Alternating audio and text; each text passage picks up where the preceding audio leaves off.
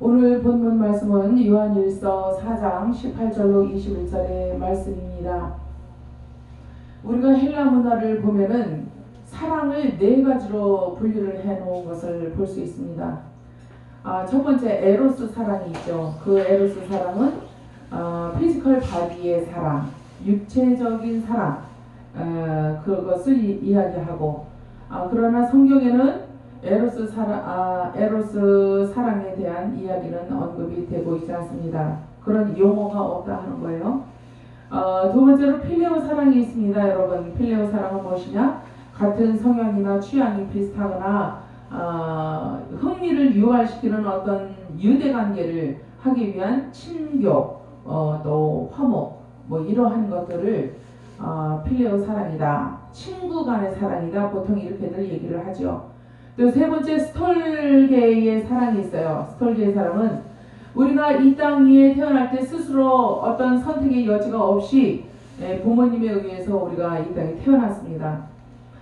그래서 그냥 자연적으로 선천적으로 묶이는 것이 혈육이다, 혈육의 끈이다 하는 거죠.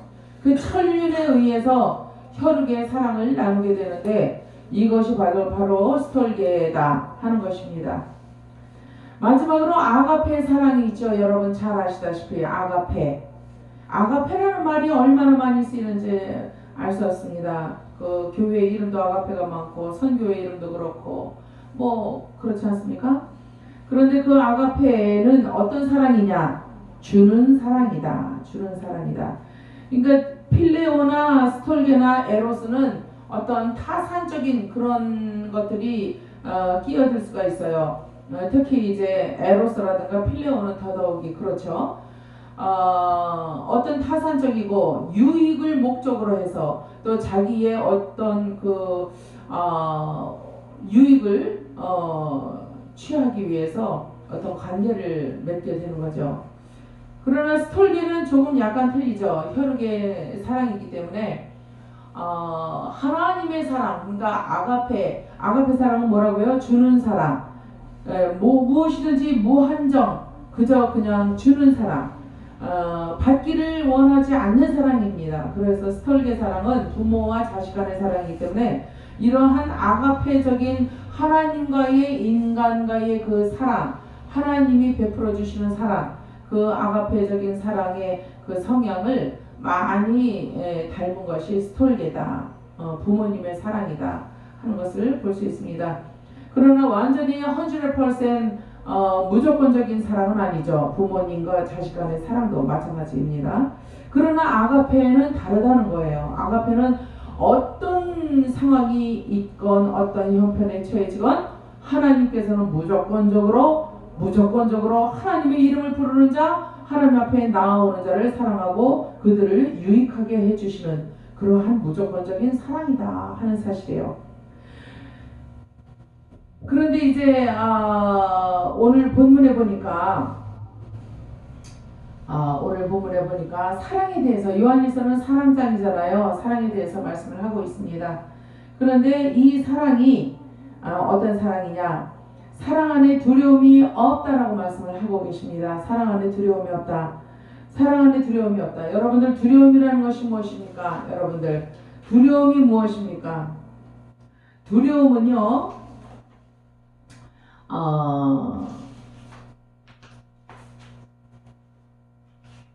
두려움이 우리 안에 내재하기 전에 분명히 먼저 선제해서 다가오는 것이 있는데 그것은 불안이라는 것입니다.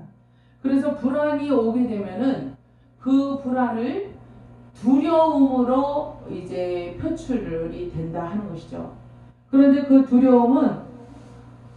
두려워하기 시작하면은 무슨 현상이 일어나냐면은 현실을 현실적으로 받아들이지 못해요. 그래서 현실을 바라보는 이 사람의 감정이라든가 이 초점이 흐려지게 됩니다. 그래서 현실을 온전하게 100% 정확하게 명료하게 확실하게 받아들일 수가 없어요. 뭐가 왜 이래 쌓인듯하게, 마치 다메섹 도상에서 예수님을 그리스도로 만나는 사건을 경험한 바울이 이제 그 눈에 뭔가가 끼었어요. 그래서 그 뭔가가 끼인 것을 이제 안수기도를 받고 나서 그게 없어지잖아요. 그리고 나서 그의 눈이 육안으로만 바라봤던 것들이 이제 영안으로 열리게 되었다는 사실입니다. 그런데 이 사도 바울의 눈이 가려졌을 때에 그는 두려움을 느끼게 됐어요. 불안했어요. 근데 그 두려움을 느끼게 되니까 어떻게 되느냐? 예수님을 예수님으로 바라보지 못해요. 그 전에도 저들의 어떤 유대인들의 지식이라든가 구전으로 내려오는 말씀에 의존해서 살아왔던 이 사울적에, 바울이 사울 일적에 이 사울은 예수님을 그리스도로 알지를 못했다는 사실이에요. 하나님의 아들로서 오신 하나님 자체라는 사실을 알지 못했다 하는 사실입니다. 바울뿐만 아니라 모든 유대인들이 거의 다 그랬죠. 이 두려움은요, 진실을 가려버려요. 진실. 그리고 오해하게 만듭니다. 그리고 배도하게 만드는 그러한 성향이 있다 하는 것입니다. 마치 가룟 유다처럼 배도자의 길로 갈 수밖에 없었던 그 가룟 유다는 처음부터 그랬던 건 아니잖아요. 그런데 그 가룟 유다의 마음 가운데에 불안이 엄습하게 되고 또 두려움이 오게 되자 그는 현실을 현실로 바라보는 눈이 사라졌어요. 그리고 자기의 스승을 팔아먹을 정도로 배은망덕한 교만함이 그 안에 자리잡게 되었다 하는 사실입니다. 그리고 베드로는 어떻습니까? 물 위로 걸어가라고 예수님이 그랬는데 걸어가다가 어떻게 했어요? 출렁이는 파도를 보더니 그냥 물에 빠져버렸어요. 현실을 바라보다가 빠져버린 베드로. 이 베드로도 역시 영적인 눈이 열리지 않은 상태였기 때문에 현실의 두려움을 보고 빠져들었다. 갈릴리 바다에서 풍랑을 만난 제자들이 공포에 떨며 누군가가 자기들을 구출해 주기를 원했지만 바로 자기들과 함께 계시는 예수님에 대해서 눈을 돌리지 못했다는 사실입니다. 왜 예수님을 망각하고 있었을까요? 바로 현실에 완전히 현실만 바라보는 저들의 육안이 바로 예수님을 망각하게 만들어버렸다 하는 사실입니다. 그래서 이 두려움이라는 것은 누가 느끼는 거냐? 바로 육체가 느끼는 거예요. 육체가 두려움을 느낍니다. 불안을 육체가 느껴요. 그래서 육체는 그 불안감, 두려움에서 빠져나오려고 하는 생존 본능이 드러나게 되어 있다 하는 사실이에요. 근본은 보이지가 않는다는 거예요. 근본은 볼 새가 없는 거예요. 그저 현실에 닥친 그 일만 바라보고 저들은 두려워 떨면서 어떻게 이것을 타파할 것인가, 이 물결을 잠잠하게 할 것인가, 살아남을 것인가, 그런 거에만 열중했지 생명의 근원이 되시는 예수님을, 구원자 예수님을 저들은 바라보지 않았다는 사실이에요.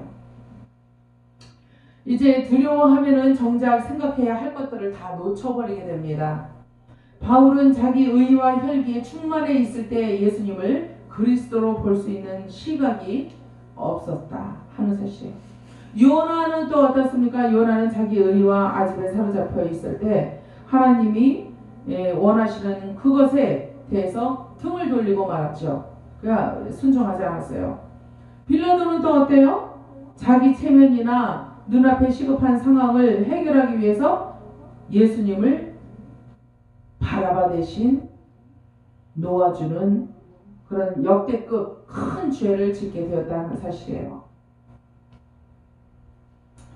이제 오늘 이 본문 말씀을 보니까 여러분, 사랑 안에는 두려움이 없다라고 말씀하십니다. 그러면 두려워하는 자는 그럼 사랑 안에 있는 거예요? 없는 것입니다. 온전한 사랑이 두려움을 내어 쫓는다라고도 말씀을 하십니다. 이 세상에는 많은 사랑이 있지만 그 사랑으로는 두려움을 쫓아낼 재간이 없다는 사실이죠. 오직 하나님의 사랑, 아가페적인 사랑만이 여러분들 마음 가운데 있는 두려움을 내어 쫓을 수가 있다는 사실입니다. 두려움에는 형벌이 있다라고도 말씀을 하고 계십니다. 두려움에 형벌이 있다. 허물을 덮어주는 자는 사랑을 구하는 자요. 그것을 거듭 말하는 자는 친한 것을 어떻게 한다고요? 이간질하는 자라고 성경은 말씀을 하고 계십니다.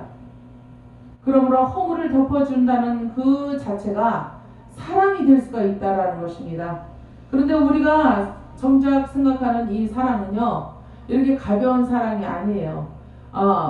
이렇게 가벼운 사랑이에요. 그러나 하나님께서 저와 여러분에게 말씀하시고자 하시는 사랑은 이렇게 간단한 그런 문제의 사랑이 아니다 하는 사실입니다.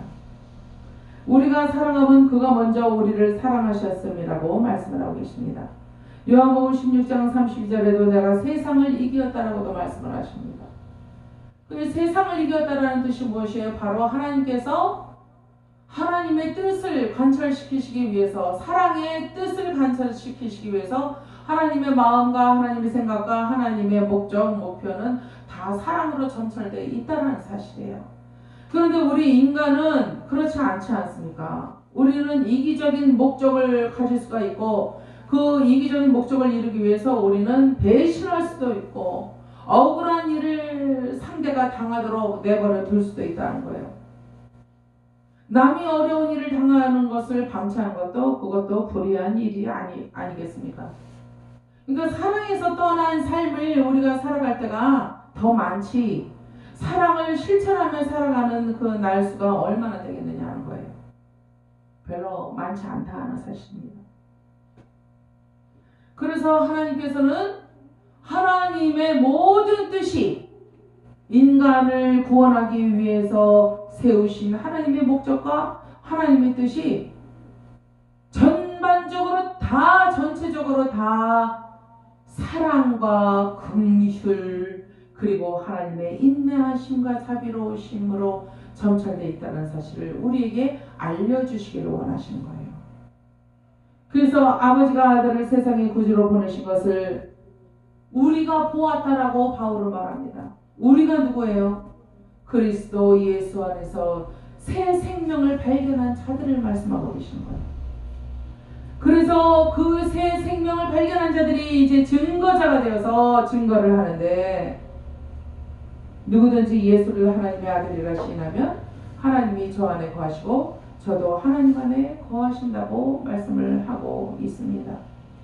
하나님이 우리를 사랑하시는 사랑을 우리가 알고 믿었느니 하나님은 사랑이시라. 사랑 안에 거하는 자는 하나님 안에 거하고 하나님도 그 안에 거하신다고 말씀을 하고 계십니다. 이렇게 하는 이유가 무엇이냐? 하나님의 사랑이 우리에게 온전히 이루어지도록 하기 위함이라고 말씀을 하고 계셔요.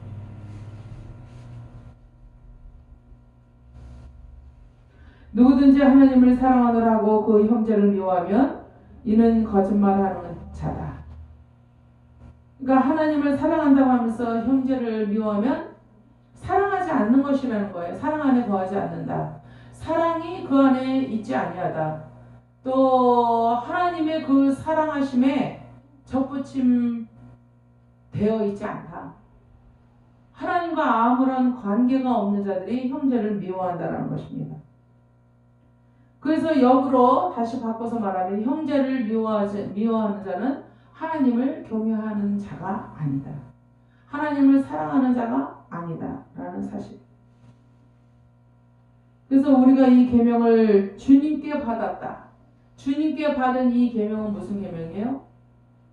하나님을 사랑하라는 계명인데, 하나님을 사랑하는 것은 그 형제를 사랑하는 것이다. 그로써 하나님을 사랑한다는 것을 증거해 보일 수 있는 증빙 자료가 된다. 이렇게 말씀을 하고 계시는 거예요. 그래서 하나님께서 우리에게 주신 계명은 우리가 사람을 미워하면서 하나님만 사랑하면 되는 것이 아니라 하나님을 사랑하기 위해서 사람을 먼저 사랑을 하라는 거죠.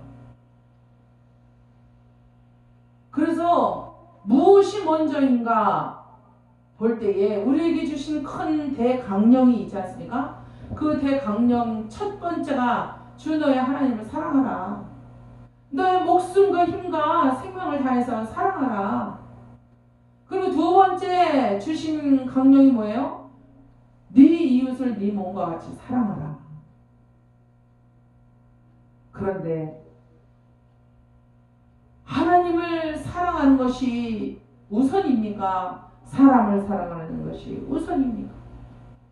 하나님께서는 오늘 본문에 이 바울을 통해서 우리에게 분명히 말씀해 주시는 것이 어느 때는 하나님을 본 사람이 없다라고 말씀을 하십니다.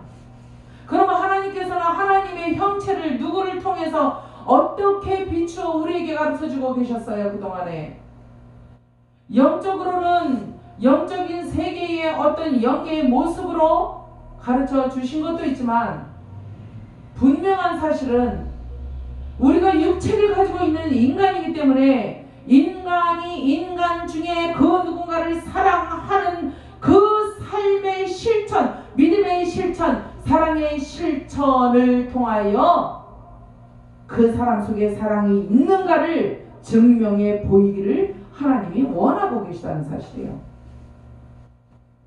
그것을 통하여 불신 세력이 저 사람은 사랑이 있구나, 저 사람은 사랑할 줄 아는구나, 긍휼히 여길 줄 아는구나 라는 것을 저들이 쉽게 단적으로 육안을 가지고도 바라볼 수 있도록 해주셨다 하는 거예요. 왜요? 많은 사람들이 불신자들 뿐만 아니라 믿는 자들 가운데도 하나님의 사랑을 알지 못하는 자들이 너무나 많기 때문에 하나님께서 저들에게 육안으로라도 확인을 시켜주시기 위해서 하나님을 믿고 하나님을 사랑하는 자들의 마음 가운데에 사랑을 불어넣어 주셔서 저들이 사람을 얼마나 사랑하고 애절하게 저들을 위해서 중보기도를 하고 저들을 구원하기 위해서 어떠한 실천을 하는가 하는 그 행위를 통하여 저가 사람도 보이는 사람도 저렇게 살아가는데 보이지 아니하는 하나님을 사랑하는 것이 마땅하도다. 저 사람은 할 수 있는 일이야 라고 인정을 하게 된다 하는 사실이에요. 반대로 보이는 사람을 사랑치 못하는 자가 여기 보니까 보이는 바 이 소리예요. 보이는 그 형제를 사랑치 아니하는 자가 보지 못하는 바, 그러니까 보이지 않는 하나님을 어떻게 사랑할 수 있느냐, 이렇게 말씀을 하고 계시지 않습니까? 성경이. 그래서 우리가 믿음이 있는 자라면 하나님의 사랑을 실천하기를 원하겠죠. 하나님의 사랑을 실천하는 것을 어떻게 우리가 알 수 있습니까? 저 사람이 긍휼히 여길 자를 얼마나 긍휼히 여기는가를 보면 알 수 있다는 거예요. 사람에게 냉정한 사람이 어떻게 보이지 않는 하나님을 사랑해요? 그거는 말이 아니에요. 어불성설이에요. 그래서 하나님을 먼저 사랑하고 사람을 사랑하는 것이 아니라 하나님이 테스트해 보시기를 너의 형제를 어떻게 대하는가를 내가 보고 네가 나를 사랑하는 줄을 내가 알겠노라, 내가 믿겠노라, 이렇게 말씀을 하시는 거예요. 병든 자를 치유해 주지 아니하고 귀신 들린 자를 조롱만 하고 내버려 둔다면 그것이 어찌 영계의 일을 아는 하나님을 경외하는 자의 소용이라고 볼 수 있겠느냐는 거예요. 여러분들은 어떤 것을 더 선택을 하시겠습니까? 눈에 보이는 일에 급급하시겠습니까? 아니면은 영원한 심판주가 되시는 하나님의 눈을 더 의식을 하시겠습니까? 하나님이 가지신 생각, 하나님이 가지신 마음, 하나님께 있는 긍휼, 사랑을 먼저 헤아리는 사람이라면 육신으로 고통당하는 자들을 그저 그냥 지나칠 수가 없는 것입니다. 저들을 사랑하는 것이 내 안에 있는 하나님을 사랑하는 그 사랑의 방식으로 표출이 되어야 한다는 것을 이미 성경을 통해서 성령님을 통해서 이미 우리에게 가르쳐 주신 바 되셨기 때문이라는 거예요. 그러므로 여러분, 뜨뜻하게 하라. 추워서 덜덜 떠는 자에게 가서 뜨뜻하게 해라. 배고픈 자에게 가서 먹고 마셔라. 네 집에 가서. 이렇게 하지 말라고 성경은 말씀을 하고 계셔요. 그건 불신자들도 할 수 있는 말이잖아. 삶으로 보여주라. 사랑은 삶으로 보여주는 겁니다. 긍휼히 여기는 것도 삶으로 보여주는 것입니다. 삶이란 것이 뭐예요? 사자에다 리을하고 미음 받침이 붙어요. 촛불이요. 초가 불이 붙으면 누구를 태워요? 자기 자신을 태워갑니다. 그러면서 어떻게 해요? 어두워집니까? 점점 밝아지잖아요. 자기 근처만 밝아지는 것이 아니라 온 방안을 밝게 비춰줄 수가 있다는 거예요. 그것처럼 자기의 몸을 태우면서 헌신을 이야기하는 것, 희생을 이야기하는 거죠. 자신의 몸을 태워가며 자기의 인생을 희생해가며 헌신해가며 살아가는 자들의 행위를 삶이다. 살을 태워가는 삶이다. 삶이다. 하는 거예요. 살다. 자기를 희생하며 살다. 그것을 삶. 이렇게 우리가 이야기를 하고 있는 거예요.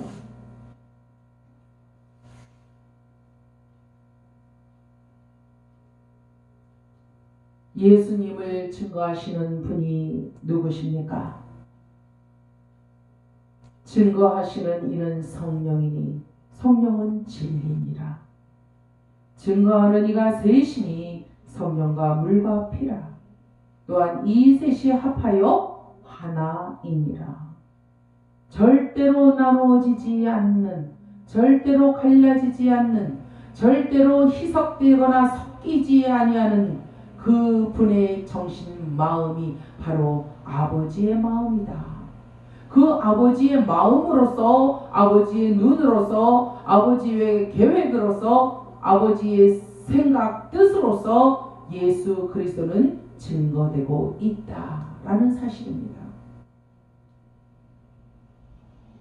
그러면 우리는 하나님을 믿는 자로서 하나님께서 보내신 그 귀한 예수 그리스도를, 바울이 예수를 예수로만 알고 있을 때 그는 사울이었지만 그가 예수를 그리스도로 알고 나서부터는 그 깨달음으로 말미암아 그는 사울이라는 이름을 버리고 바울이 되었다 하는 사실을 명심하시기 바랍니다. 그러면 우리는 어떻게 사울이었다가 바울이 될 수가 있겠습니까? 우리가 사울의 생각을 버리고 바울의 생각으로 살아갈 수가 있겠느냐 하는 사실이에요. 물과 피로 임하신 예수 그리스도, 물로만 아니요 물과 피로 임하셨다라고 말씀을 하고 계셔요. 물과 피, 성육신하신 하나님 본체가 되시고 약속된 메시아로서 증거를 해주시는 삼위일체 하나님, 그 하나님의 증거로서 예수가 그리스도가 되신 우리의 구주를 우리는 어떻게 증거를 하고 살아가겠느냐 하는 거예요.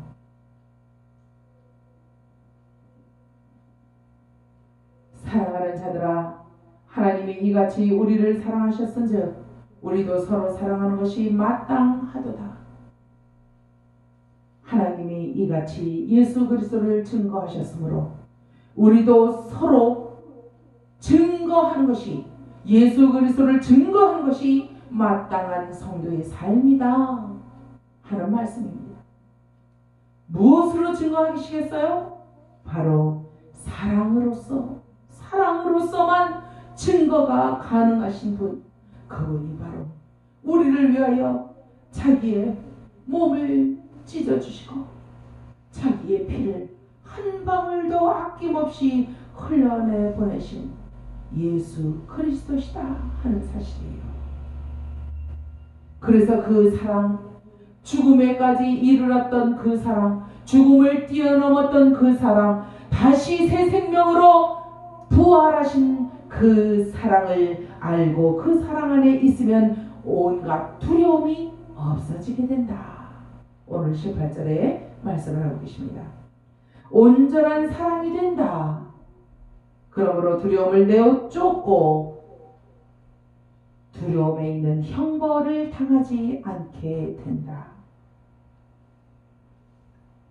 사랑 안에서 그 사랑을 온전히 꽃피울 수 있고 그 사랑을 온전히 증거할 수 있고 그 사랑의 열매를 함께 먹을 수 있고 나눌 수 있는 축복이 오직 예수 그리스도 안에 있더라 하는 그러한 사실이에요. 그것이 예수님의 사랑이요 아버지의 사랑이요 저와 여러분들 안에 있는 사랑이다 하는 사실입니다. 오늘 말씀을 통해서 우리가 하나님의 계명을 지키는 것이 바로 하나님을 사랑하는 일이다. 계명을 지킬 때 하나님을 사랑하는 줄로 사람들이 인정을 하더라. 하나님도 인정을 하신다. 하나님을 사랑하는 것은 이것이니 우리가 그의 계명들을 지키는 것이라. 그의 계명들은 무거운 것이 아니로다.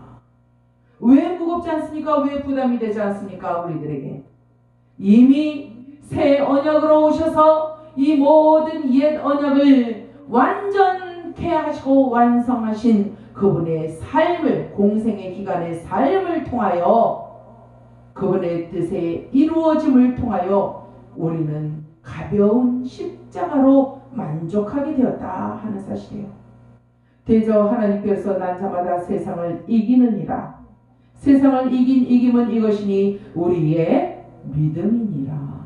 그러므로 믿음이 있으면 사랑이 움트게 되고 그 사랑을 기반으로 하여 열매가 자라게 된다. 그리고 그 열매가 보여지게 된다. 그 열매가 모든 자들을 즐겁게 해줄 수가 있다. 그 열매로 말미암아 여러분들과 저는 상급을 받게 되며 그 열매로 말미암아 첫 열매가 되시는 예수 그리스도의 본을 본받아 사는 삶이 되므로 하나님께 인정을 받게 된다. 그래서 이러한 예수 그리스도 안에서 인정받은 자들이 구원을 받게 된다는 결말을 보게 되는 것입니다.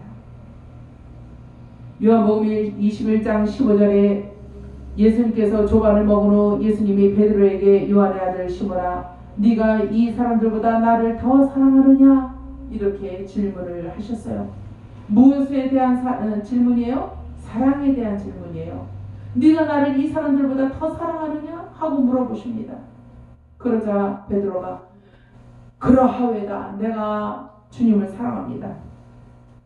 근데 예수님이 또 물으시죠. 네가 나를 사랑하느냐? 네, 사랑합니다. 또 대답을 하죠. 세 번째 또 물으십니다. 네가 나를 사랑하느냐? 그때 베드로가 근심이 되었어요. 왜 이렇게 사랑을 자꾸 물어보시나? 왜 확인하려고 드시나? 내가 주님을 사랑하는 줄 주님이 아시나이다. 사랑에 대한 확인을 받을 때 인간들은 고통스러워합니다. 자기의 진실을 알아주지 않을 때 고통스러워하죠. 예수님께서 베드로에게 이렇게 물으실 때 예수님도 고통스러우셨어요. 나의 제자들이 정말 과연 나의 뜻을 받들어 이 사랑을 내가 저들에게 그냥 온갖 사랑을 다 부어준 이 사랑을 완전히 부어준 이 사랑을 어떻게 증거하며 사랑할 수가 있을까?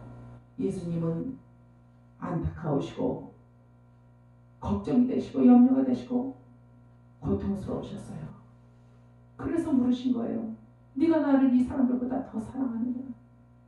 이 제자들이 나를 사랑하는 줄 내가 아는데 그 정도의 사랑이 아니라 너는 수제자로서 나를 더 사랑해야 내가 너를 반석으로 삼아 네 위에 내가 교회를 세울 것이 아니겠느냐. 교회를 세운다는 것은 무엇입니까 여러분? 이런 건물을 세우는 교회가 아니에요 여러분. 하나님의 말씀을 이루는 놀라운 사역의 장으로 만들겠다는 거예요. 그래서 베드로는 십자가에 거꾸로 달려 죽지 않았습니까? 자기의 사랑을 예수님께 어떻게 표현할 길이 없었어요. 그는 거꾸로 죽으며 인간의 고난의 참여를 하며 예수님의 고통에 참여를 하며 그 고통의 열매를 자진하여 그 열매를 사모하고 그 열매를 위하여 자기를 희생했다 하는 사실이에요, 여러분. 그러한 죽음은 얼마나 아름다운 죽음으로 하나님께서 인정을 해 주시겠습니까? 예수님께서 하시는 말씀 한마디 한마디를 중요하게 생각을 하시고 예수님께서 하신 말씀을 사복음서를 통하여 여러분들은 그 당시 제자들의 모습으로, 제자들의 마음으로, 그 시대적인 배경으로 다시 돌아가셔서 예수님과 대화를 하시며 예수님의 말씀을 한번 들어보시기를 바랍니다. 네가 나를 사랑하느냐? 네가 이 사람들보다 더 나를 사랑하느냐? 바로 저와 여러분들의 이름을 하나님께서 부르시면서 오늘도 묻고 계시는 것이에요. 사랑에 대하여 물으십니다. 예수님의 질문은 사랑입니다. 이 말씀을 오늘 심에 새기시고 나는 하나님을 얼마나 사랑하며 살아왔고 그 사랑을 이루기 위하여 그 사랑을 증거하기 위하여 나는 무엇을 내어 놓았는가 한번 진지하게 생각을 해보시고 묵상하시는 귀한 한 날이 되시기를 주 예수 그리스도의 이름으로 축원합니다. 기도하겠습니다. 아버지 감사합니다. 죽을 수밖에 없는 무지몽매한 인간들을 이처럼 사랑하여 주셔서 하나님의 자녀 삼아 주시더니 사랑을 부어 주시더니 그 사랑에 대한 확증을 하라고 명령을 하십니다. 오 주여 어찌하오리까? 무엇으로 주님의 사랑을 확증하며 살아갈 수 있겠나이까? 주여 믿음을 주옵소서. 믿음 위에 사랑을 꽃피우게 하시고 그 사랑의 열매를 통하여 세상이 알게 하옵소서. 예수님의 이름으로 감사하며 기도 올리옵나이다.